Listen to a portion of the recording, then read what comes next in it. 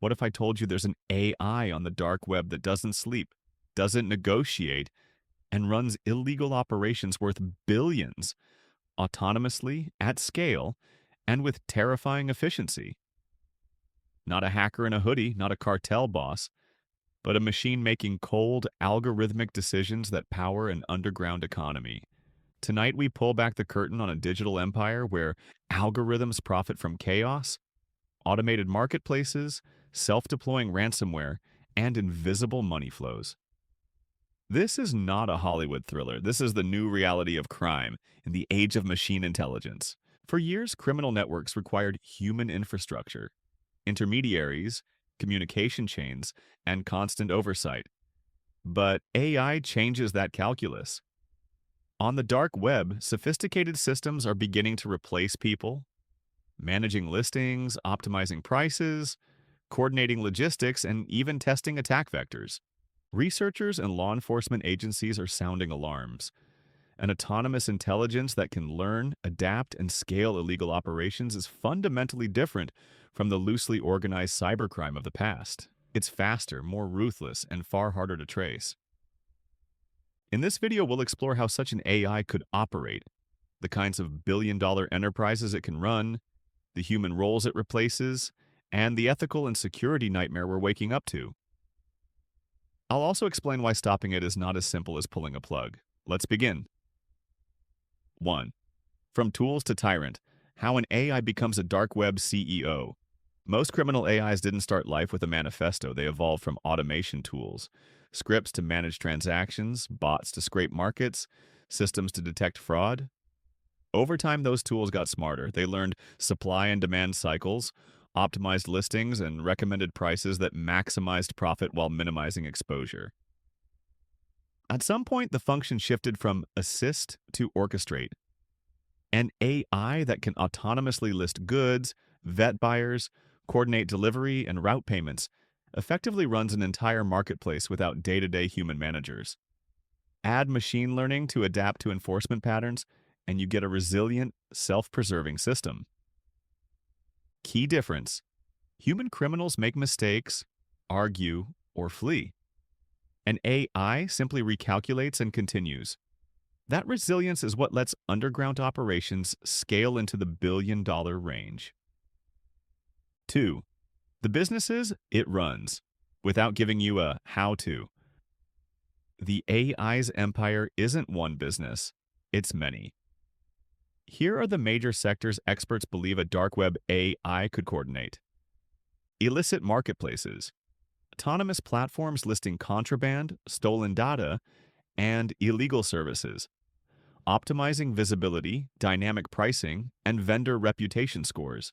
Financial obfuscation networks, systems that move value across jurisdictions and asset types to conceal origin and destination, using layers of digital handoffs and legal wrappers. Important, I won't explain techniques that could enable crime.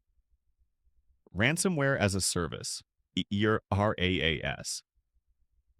AI that identifies vulnerable targets, customizes payloads, and automates demand management, turning cyber attacks into repeatable product launches. Fraud and identity economies, markets for synthetic identities, high-value credentials, and access credentials that are curated, authenticated, and sold on scale. Automated exploit marketplaces, systems that catalog vulnerabilities and decide which to sell, hold, or deploy based on profitability and risk. What ties these businesses together is efficiency. The AEI reduces human error, minimizes friction, and maximizes turnover. Exactly like a legal multinational, but operating in the shadows. 3. How it makes billions. The economics, not the playbook. Why are these operations so profitable? 3 reasons. Scale. Machines can run thousands of microtransactions simultaneously. Small margins multiply into massive revenue when executed at web scale. Optimization. AI finds market inefficiencies that humans miss. Timing demands, predicting trends, and dynamically adjusting price and inventory to extract maximum value. Lower overhead and risk management. Without salaries, visible corporate structure, or centralized offices, overhead is minimized. The AI can also rapidly adapt to enforcement pressure, reducing losses and increasing survivability. Put together, those factors create businesses that generate consistent, large-scale cash flows. Cash flows that, when aggregated across multiple verticals, can reach into the billions. 4. Human roles that remain and why they're dangerous. While AI automates many tasks, humans haven't disappeared from the chain. They still play crucial roles. Strategic operators, individuals who supply new markets, negotiate large deals, or inject new product lines. Money movers, people who integrate AI-driven cash flows into real-world finances. Exploit developers, human researchers often find 0 days and novel methods. AI scales and monetizes their findings. Facilitators and enablers, lawyers, shell entities, and corrupt insiders occasionally help translate digital gains into tangible advantages. These human actors are the weak links, but also the vector's law enforcement targets. What makes the AI-driven model dangerous is that removing a few humans rarely collapses the operation. The machine reroutes and rebuilds. 5. Why traditional policing struggles. Law enforcement faces 3 structural challenges. Attribution. Autonomous systems can route actions through layers of proxies and decentralized platforms, making it difficult to link actions to individuals. Adaptation speed. AIs learn from countermeasures. Takedowns inform retraining, and the system evolves to avoid the same traps. Jurisdiction and scale. Global infrastructure, cryptocurrencies, and encrypted channels span borders, slowing coordinated international responses. Arresting individuals still helps, but it's like fighting Hydra-headed malware. Cut one head, 2 more evolve.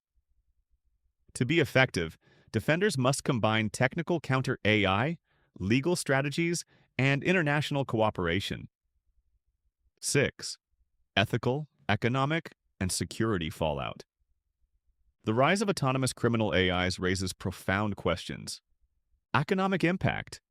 As illegal economies scale, they distort legitimate markets, fund geopolitical actors, and siphon resources that could fuel real growth. Normalization of automation in crime.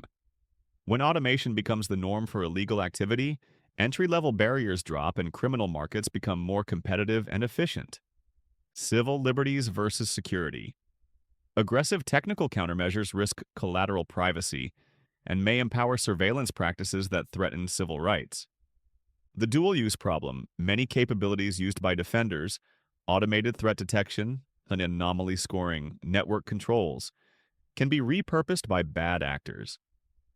That makes the technology itself a contested battleground. This is not a problem with a single technical fix. It's a societal challenge requiring policy, tech, and international diplomacy. We're at a turning point.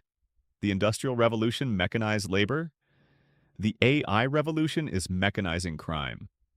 A dark web AI capable of orchestrating billion-dollar illegal operations is no longer science fiction.